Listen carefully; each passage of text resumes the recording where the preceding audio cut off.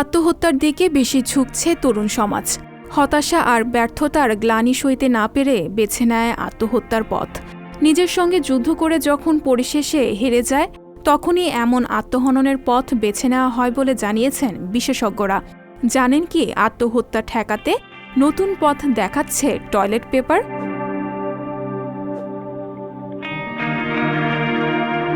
অবাক হচ্ছেন? বিষয়টি খোশ গল্প নয়, সত্যি এমন উপায় খুঁজে বের করেছেন জাপান সরকার।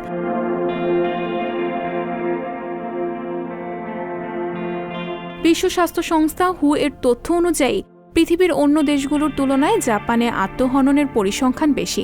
এমনকি বিশ্বের শীর্ষে রয়েছে জাপানের অবস্থান।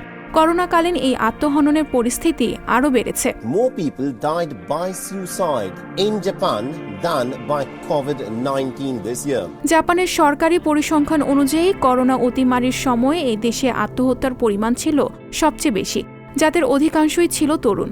তরুণ প্রজন্মের মধ্যে এই আত্মহননের প্রবণতা ঠেকাতে উদ্বিগ্ন ছিল জাপান সরকার।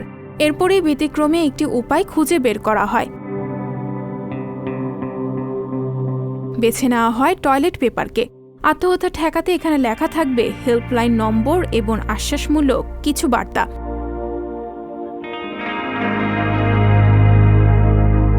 হতাশা আর গ্লানির প্রকাশ চোখের অশ্রুধারায় ব্যক্ত হয় শৌচাগারে। তাই তরুণ প্রজন্মের জন্য ব্যবহৃত টয়লেট পেপারে ছাপার অক্ষরে লিখে রাখছেন আশার বার্তা, যে বার্তার নিঃসঙ্গতা কাটাতে একান্ত মুহূর্তে তরুণদের ভরসা দিবে।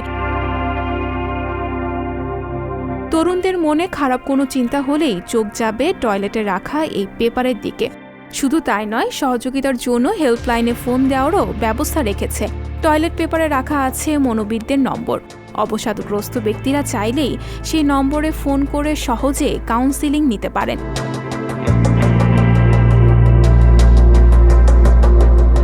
মানুষের একাকিত্ব কাটাতে এই ব্যবস্থা গ্রহণ করেছে জাপান সরকার। মনোবিশেষজ্ঞদের মতে এই উপায় ইতিবাচক হতে পারে, কারণ শৌচাগারই এমন একটি জায়গা যেখানে মানুষ একা থাকেন। ওই সময় তারা ব্যক্তিগত সময় কাটান, সেখানে তাদের নেতিবাচক চিন্তাকে কাউন্সিলিংয়ের মাধ্যমে ইতিবাচক করে নেওয়া সম্ভব হতে পারে।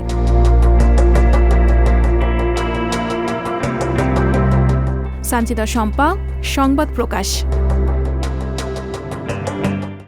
সংবাদ, ফিচার ও অনুষ্ঠানের জন্য ভিজিট করুন সংবাদ প্রকাশের ওয়েবসাইট এবং যুক্ত থাকুন ফেসবুক পেজ ও ইউটিউব চ্যানেলের সঙ্গে।